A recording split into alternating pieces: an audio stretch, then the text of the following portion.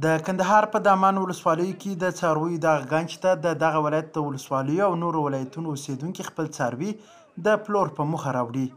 دلته د پسونو پلورونکي وایي د وچکالۍ او د حیواني خوراکۍ د بیو د لوړوالي له امله د پسونو بیې زیاتې لوړې سوي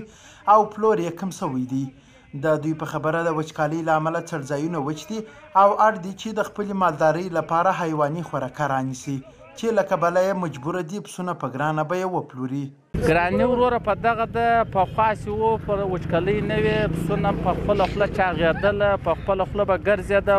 خلکو کرایي او مصرفونه نه پر کوله راتلله دلې خرڅېدله. اوس وروره پسونه خاص غلې ته ولاړ دي یو پر 13 منۍ په 4000 په 15000 4.5 پسونه به دې ګران دي چې جواري ګران دي پرو ګران ده نه په 500 افغاني من رانیسي په 60 افغاني چې افسر رانیسي سړی 2 میاشتې وساتي بېرته په تاوان کوي ګټه نه لري نه ځکه ګرانې وچکالي ده. وچکالۍ دغه تاثیر کړی د مالونه هم ساتلي دي اوس هغه پیسې نه را جوړوي تاوانونه راته کوي ته نو جواري من په 400 4.5 کالداري ده او موږ چې مالونه ساتلي دي اوس په هغه بیه نه خرڅ. ورته مهال د کندهار د کرنې اوبو لګولو او مالدارۍ ریاست مسؤلین وایي د وچکالۍ او د پسه د غوښې زیاتې تقاضا له امله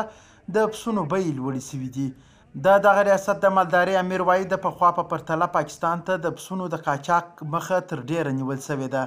خو اوس هم ځینې کسان هڅه کوي په بېلابېلو لارو پسونه قاچاق کړي چې دغه قاچاق هم د پسونو پر بیو تاثیر کړي. د خلکو تقاضا ورته ډېره سوې ده نو په هره لار چې که په قاچاقي لار وي که په بله لار وي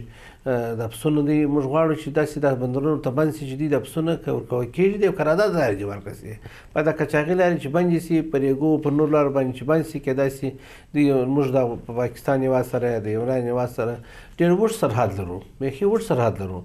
نو د هغه سره راګرځېدل ناممکن کار دی خو بیا هم الحمدلله اوس یې قاچاق ته ډېره حده کنټرول سوی دی کېدای شي په دې کې به نور هم تغیرات راسي که خدای کول انشاءالله او د پسو نرخونه به هم کښته سي خو اوس وچکالي د خلک دا خوراکه ګرانه د پسو ساتل ډېر ګران تمامېږي چې څوک یې ساتي نو په دې خاطر باندې د پسو غوښې به شاید ګرانې سوي وي. په کندهار کې د پسونو پلورونکي وایي حکومت او پانګوال باید د پسونو د روزنې ځانګړي لوی فارمونه جوړ کړي تر څو هم د پسونو نسل ساتل سوی وي او هم په بیو کې کموالی راسي.